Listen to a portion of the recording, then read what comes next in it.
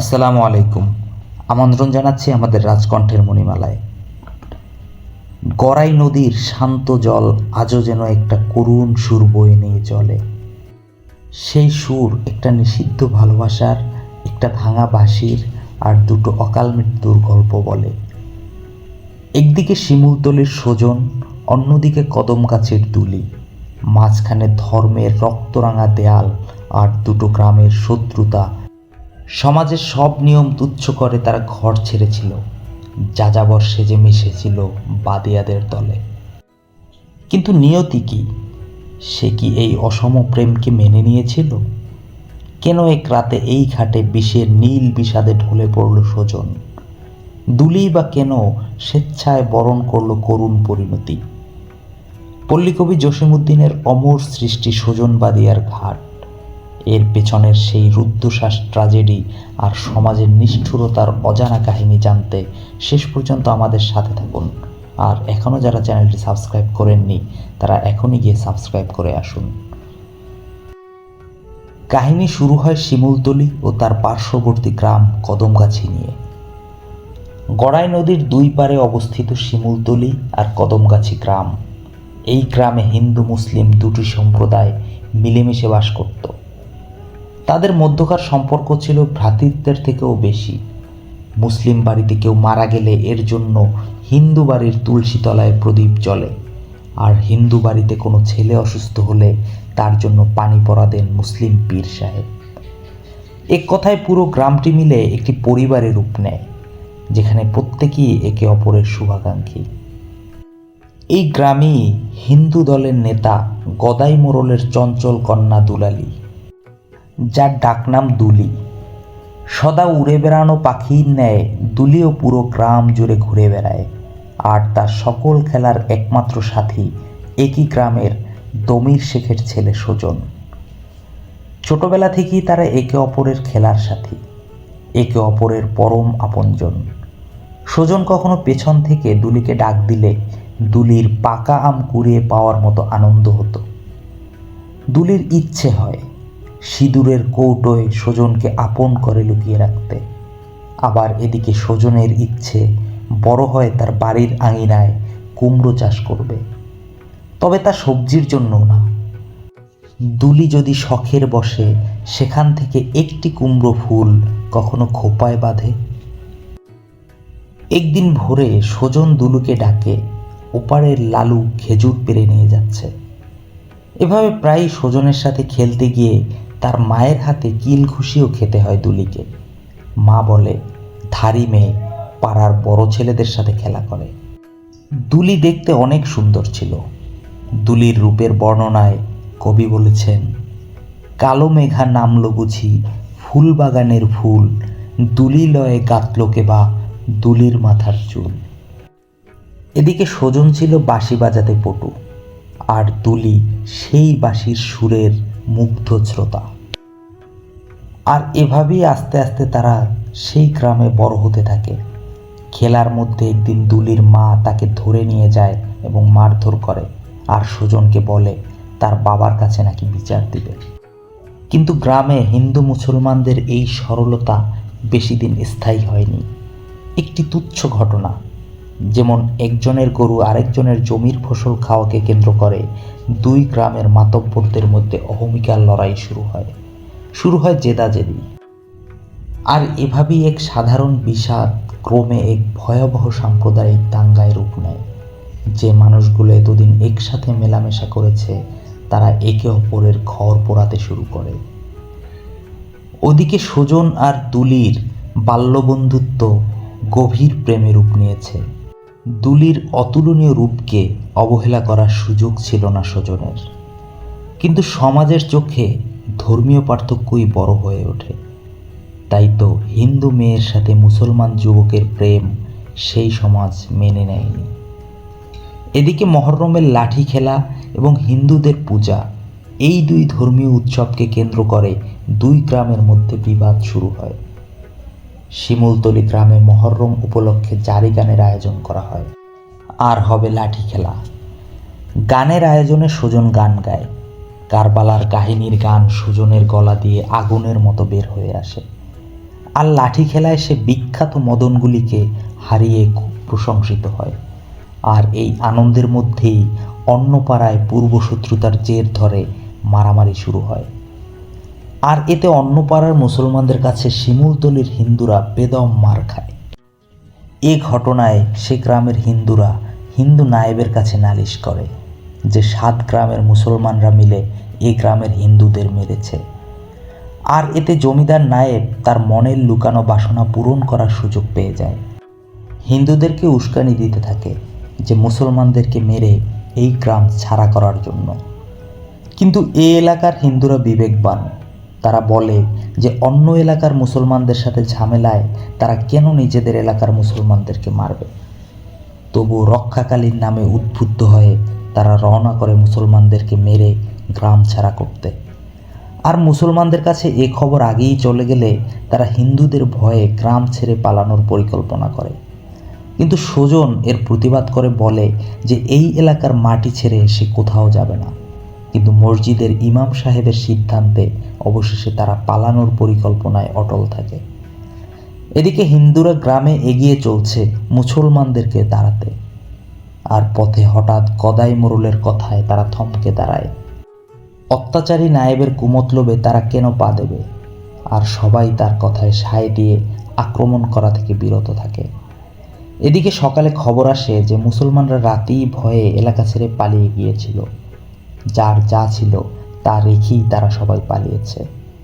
আর তাদের সাথে দুলির প্রিয় সুজনও চলে যায়। আর এতে একা হয়ে পড়ে দুলি। সে ভাবে সুজন কিভাবে তাকে একবার না বলে এভাবে চলে যেতে পারল। কিন্তু দূর থেকে শুনতে পায় সুজনের বাঁশির করুণ সুর। যদিও এরপরে মুসলমানরা আবার তাদের গ্রামে ফিরে এসেছিল, কিন্তু এর ফলস্বরূপ সুজন আর দুলির একজন আরেকজনের সাথে দেখা করা সম্পূর্ণ নিষিদ্ধ হয়ে যায়। দুলির বাবা তার বিয়ে ঠিক করেন অন্য গ্রামে।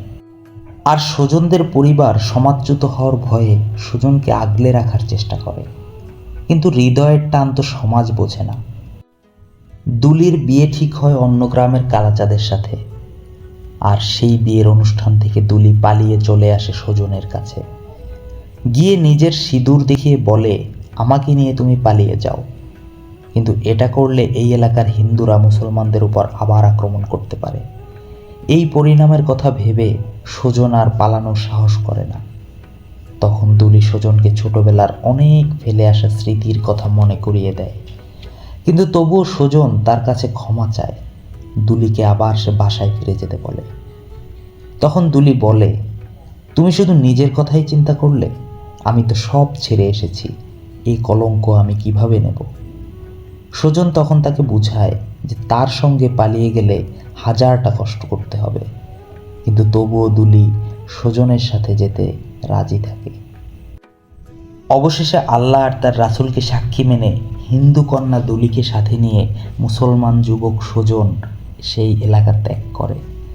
তারা এক অজানা গন্তব্যের পথে রওনা করে, যেখানে কোনো রকম সমাজের চোখ রাঙানি তাদের স্পর্শ করবে না। এদিকে গ্রামের হিন্দুরা আকাশ পাতাল এক করে সর্বত্র দলিকে খুঁজতে শুরু করে। পথে আলতা পায়ের চিহ্ন আর অলংকার পড়ে আছে। তাদের পালানোর চিহ্ন সর্বত্র পড়ে আছে, কিন্তু তবুও গ্রামের কোথাও তারা দুলিকে খুঁজে পেল না। হিন্দুদের ক্ষোভ আরও বেড়ে গেল। তারা সিদ্ধান্ত নেয় মুসলমানদের গ্রামে তারা আক্রমণ করবে, কারণ তাদের মধ্যে কেউ একজন সুজনকে নাকি তাদের এলাকায় ঘুরতে দেখেছিল। ওদিকে মুসলমান গ্রামে মোল্লাবাড়ির মসজিদে মিলাদের আয়োজন চলে। সেখানে অনেক মানুষ ধর্মের আলোচনা মনোযোগ দিয়ে শুনতেছিল। এমন সময় হঠাৎ খবর আসে হিন্দুরা লাঠিসোঁটা নিয়ে গ্রামে হামলা করতে এদিকেই এগিয়ে আসছে। তারাও প্রস্তুত হয় লড়াই করার জন্য। এবার আর তারা পালাবে না। আজ মুসলমানরা আর কারো বাধা মানতে চায় না, আর তারা পিতৃভিটা ত্যাগ করবে না।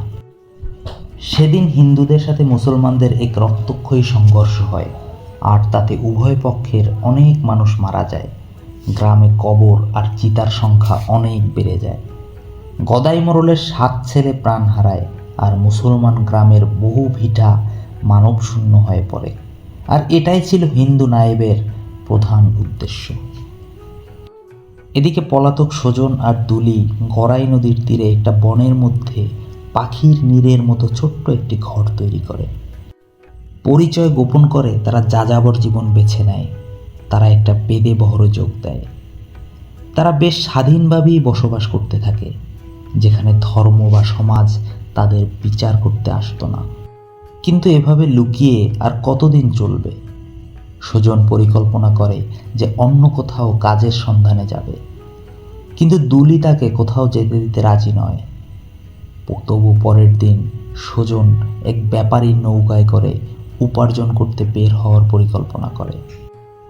কিন্তু ওদিকে গ্রামে দুলির ভাই ও তার পরিবার খবর পেয়ে যায় যে তারা কোথায় আছে। এরপর একদিন অতর্কিত হামলা করে বাদিয়াপল্লী থেকে দুলিকে ছিনিয়ে নিয়ে যায় তারা, আর সুজনকে বেদম মারধর করে পুলিশের হাতে তুলে দেয়। সুজনকে মিথ্যা চুরির মামলায় ফাঁসিয়ে দেয়া হয়, আর দুলিকে ফিরিয়ে এনে কালাচাঁদের কাছে বিয়ে দিয়ে দেয়া হয়। চুরি ও অপহরণের মামলায় সুজনের 7 বছরের জেল হয়। 7 বছর জেল খেটে বের হওয়ার পরে সে যেন ছায়ার মতো এক মানুষ। তার ঘর বাড়ি উজাড় হয়ে গেছে। দুলিও পরহস্তগত। নিরুপায় সুজন তাই আর গ্রামে ফিরে না গিয়ে অন্য এলাকায় বেদের নৌকায় চলে যায়। এদিকে শিমুলতলিতে দুলির বাবা গদাই মোড়লের আগের সেই দাপট আর নেই। এখন সে এক বৃদ্ধ মানুষ। তবে এতদিনে সে তার ভুল বুঝতে পেরেছে।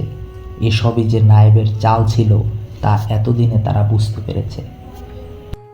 সুজনের বাবার সাথে পরিকল্পনা করে, কোনোদিন যদি সুযোগ পায় তবে এর প্রতিশোধ নায়েবের উপর সে নেবেই। তারা দুজনে এভাবেই পরিকল্পনা করে, যার জন্য দুই গ্রামে এত রক্তারক্তি হয়ে গেল। হিন্দু মুসলমানদের যেই সম্প্রীতি সেটা নষ্ট হয়ে আজ দুই দল শত্রুতায় মুখোমুখি। একদিন এর প্রতিশোধ তারা নায়েবের উপর নিবেই। এরপর একদিন সেই নায়েবের মৃতদেহ পাওয়া যায় একটি পুরনো কবরের মধ্যে, অর্ধশায়িত অবস্থায়। কে তাকে খুন করেছে তা কেউ জানতে পারে না। এদিকে নৌকায় নৌকায় সুজনের এক ভিন্ন কষ্টের জীবন কাটে। বাঁশির বেদনা বিদুর সুরে ভেসে ওঠে সুজনের কান্না। বেদনার সুর যেন মাঠ ঘাট ভারী করে তোলে। সে গ্রামে গ্রামে মাথায় ঝাঁপিতে বিভিন্ন প্রসাধনী বিক্রি করে আর তার প্রিয় দুলিকে খুঁজে বেড়ায়। এদিকে দুলিরও কষ্টের কোনো শেষ নাই। নতুন সংসার হলেও সুজনকে সে কোনোদিনও ভুলে নাই। তবু সে তার শত কষ্ট বুকে চাপা দিয়ে সংসার করে চলে। সুজন এবারই ওবারই প্রসাধনী বিক্রি করতে করতে একদিন পৌঁছে যায় দুলির শ্বশুর বাড়িতে। গান গেয়ে সে সিঁদুর বিক্রি করে। দুলিকে দেখে সে আবেগাপ্লুত হয়ে পড়ে। এতদিন পরে সে দুলিকে খুঁজে পেয়েছে, তার খুশি যেন আর ধরে না। কিন্তু দুলি তার নতুন সংসার ভাঙতে চায় না। সুজনকে সে চলে যেতে বলে। সুজন ভাবল যে দুলিকে পাওয়ার জন্য আজ তার এই করুণ পরিণতি, আজ সেই দুলি তার সাথে একটু ভালো করে কথাও বলল না। এমনই যদি হবে তবে কেন এতদিন পরে তার সাথে আবার দেখা হলো? দুলি এদিকে তার শ্বশুরবাড়িতে এ খবর ফাঁস হয়ে যাওয়ার ভয় পেতে থাকে। এরপর দুলি রাগ করে তার ঘরের ভিতরে চলে যায়। সুজন পিছন থেকে বারবার ডাকলেও দুলি আর ফিরে তাকায় না। সুজন কান্না শুরু করলো। কাঁদতে কাঁদতে সুজন মাটিতে লুটিয়ে পড়ে। এরপরে ভগ্ন হৃদয় নিয়ে দুলির বাড়ি ছেড়ে সুজন আবার ঘাটে ফিরে আসে। সেদিন রাতে অনেক সুন্দর করে সাজে দুলি। এরপরে তার স্বামী কালাচাঁদকে জড়িয়ে ধরে অনেক সোহাগ করে, তার সাথে অনেক গল্প করে। তার স্বামী তার সাজ দেখে অবাক হয়ে জিজ্ঞেস করে, এত সাজলে কেন তুমি? দুলি কোনো উত্তর করে না। এদিকে সুজন তার বাঁশিটি নিয়ে গড়াই নদীর সেই ঘাটে ফিরে যায়, যেখানে তাদের শৈশবের স্মৃতিগুলো লেগে আছে। সে জানতো দুলি তার সুর নিশ্চয়ই চিনতে পারবে। গভীর রাতে সুজন বিষ পান করে। এরপরে তার বাঁশিতে এক করুণ বিরহের সুর তোলে। সেই সুর বাতাসের মাধ্যমে দুলির কানে গিয়ে পৌঁছায়। দুলি তখন তার স্বামীকে বলে, তোমার পায়ে পড়ি, কে বাঁশি বাজায় তাকে বাঁশি বাজানো বন্ধ করতে বলো। এরপরে একসময় তার স্বামী ঘুমিয়ে পড়ে। এরপরে সুজনের বাঁশির সুর আরো গভীরভাবে আকর্ষণ করতে থাকে দুলিকে। দুলি আর ঘরে বসে থাকতে পারে না। স্বামীর পায়ে কপাল ঠুকে সংসার ধর্ম ত্যাগ করে বের হয়ে যায় বাঁশির সুর লক্ষ্য করে। নিজের অজান্তেই হাঁটতে থাকে বাঁশির শব্দের দিকে। দুলি চলছে তার স্বজনের কাছে, সেই নদীর ঘাটে। ঘাটে গিয়ে স্বজনের সাথে দেখা হয় তার। দুলি আবার বলে, স্বজন, তুমি এই অভাগীরে ভুলে যাও, ঘরে ফিরে গিয়ে তোমার নতুন ঘর সাজাও। স্বজন উত্তর দিল, আমি আর বেশিক্ষণ বাঁচব না, আমাকে আর এভাবে বিদ্ধ করো না, আমাকে আর আঘাত দিও না। দুলি বলল, দুজন বাঁচলে কারণ স্থান নেই, তার থেকে যদি আমি মরি তবে তুমি নিশ্চয়ই আমাকে ভুলতে পারবে। যেই দুলিকে তুমি দেখছো সেই দুলি আমি না। আমি দুলি এখনো সুজনকে ছাড়া অন্য কাউকে ভাবতে পারি না। মনে প্রাণে আমি আজও শুধু সুজনের। সুজন বলল, তুমি একথা আগে বললে না কেন? আগে তুমি একথা বললে আমি আরও কিছুদিন হয়তো বাঁচতাম। আমি একটু আগেই বিষ খেয়েছি। একথা শোনার পরে দুলি বলল, তুমি যদি মরে যাও তবে জনমের তরে চলে যাও, আর আমাকেও সাথে করে নিয়ে যাও। এরপরে দুলিও সেই 20 লক্ষের বড়ি গ্রহণ করে সেই ঘাটে স্বজনের সাথেই মৃত্যুর কোলে ঢলে পড়ে। পরের দিন গ্রামের মানুষ ওই ঘাটে স্বজন ও দুলির মৃতদেহ গলাগলি করে পড়ে থাকতে দেখে। সেই ঘাটেই প্রিয় দুলি আর তার প্রিয় স্বজন জড়াজড়ি করে একে অপরকে সাথে নিয়ে পরপারে পাড়ি জমায়। তাদের মৃত্যুর পরে হিন্দু মুসলিম দুই গ্রামের মানুষের ভুল ভাঙে। তখন তারা বুঝতে পারে যে ধর্মের চেয়ে প্রেমের শক্তি অনেক বেশি। দুই গ্রামের মানুষ তাদের মরদেহ উদ্ধার করে নিয়ে আসে। এরপর তাদের দুজনের দাফন ও দাহ পাশাপাশি করা হয়, আর তাদের দাফনের সে জায়গাটি পরবর্তীতে স্বজনবাদিয়ার ঘাট নামে পরিচিতি লাভ করে। কবির ভাষায়, এইখানে এই শিমুলতলি ইহারি কোনোখানে, বসিয়াছিলে দুলিয়ার স্বজন, দুঃখিনী গানে সেই ঘাট আজও দেখায় স্বজনবাদিয়ার ঘাট। আমাদের গল্পটি কেমন লাগলো কমেন্টে জানাতে ভুলবেন না। আর পরবর্তী গল্পের জন্য আমাদের চ্যানেলটি সাবস্ক্রাইব করে আমাদের সাথে থাকুন। ধন্যবাদ সবাইকে।